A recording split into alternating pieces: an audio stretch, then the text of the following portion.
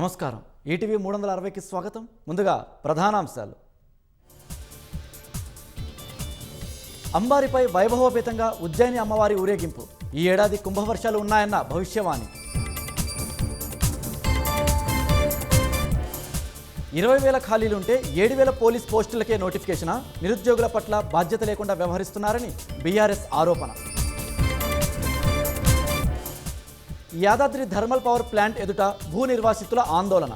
ఉద్యోగాలు కల్పిస్తామని చెప్పి పట్టించుకోవడం లేదని ఆవేదన. హైదరాబాద్ గాజుల రామారంలో అక్రమ నిర్మాణాల కూల్చివేత. నివాసితుల ఇల్లు కాకుండా షెడ్లు, దుకాణాలు నేలమట్టం.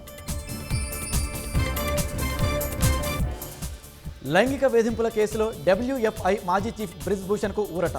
నిర్దోషిగా ప్రకటించిన ఢిల్లీ రౌస్ అవెన్యూ కోర్టు.